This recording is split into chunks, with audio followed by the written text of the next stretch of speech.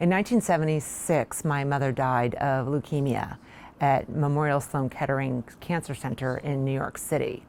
And thus started a 44-year journey for myself and my siblings to really understand what it was like to have a parent die of cancer. And so cycle 44 years in the future, and my very beloved stepmother, when she was passing away of pancreatic cancer, she and my dad were spending a lot of those last days of her life really assessing what they wanted their foundation to do. And she very beautifully said, I want to fund research into the 3 cancers that have impacted my family. And I mean, it brings, still to this day, brings a tear to my eye that that she was so kind, and she was very specific that she wanted leukemia to be one of those cancers that we funded research into.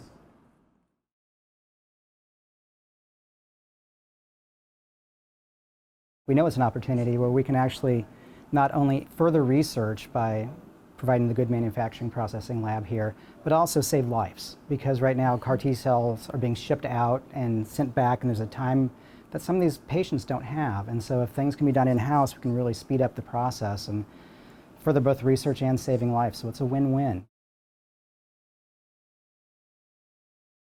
CAR T is where they basically take a cancer patient's white blood cells and a specific type of white blood cell called a T cell, and they essentially teach that cell what the patient's cancer looks like, and then they arm that cell with a way to kill the cancer.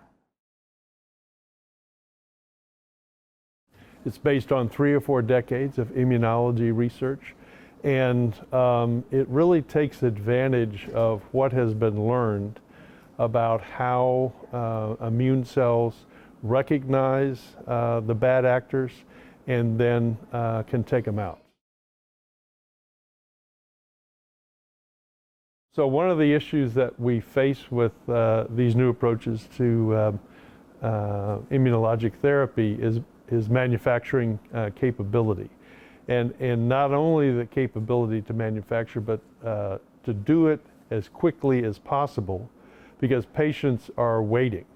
And you know, right now, essentially what has to happen is we harvest the cells, we have to send the cells off, they're transfected with DNA, they're grown up, and then shipped back.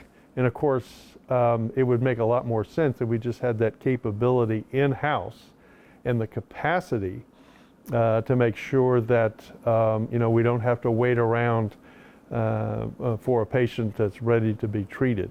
We can move it forward and start growing up that patient's cells and get the treatment back into them. So you know, this facility will allow us to do that, and I think make us a real leader in this effort going forward.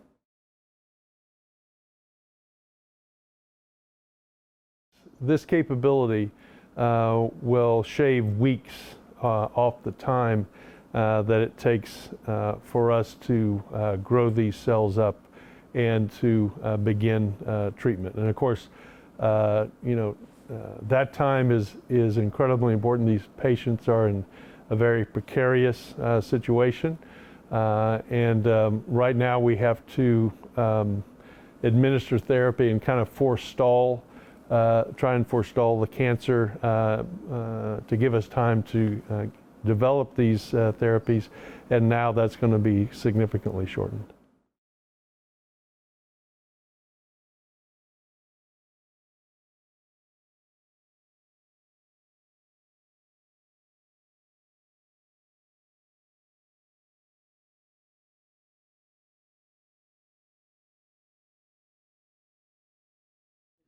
Our lipstick, right?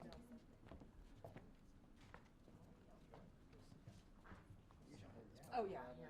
Did you guys have a late night last night after a football game? Or No, we actually didn't go. Here for the Watson Centennial celebration. Yeah, and so so she declared September. Right there again. That's good. Let me just do a few more right there.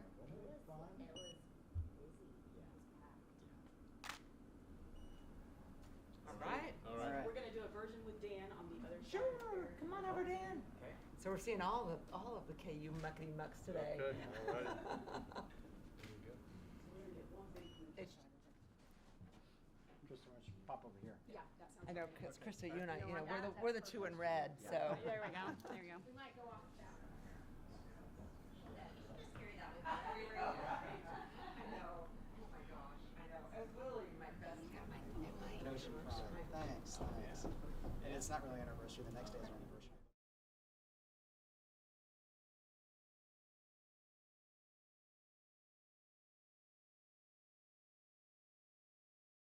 Yeah, right.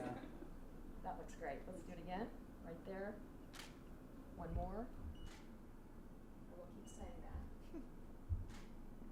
All right. All right. Right on.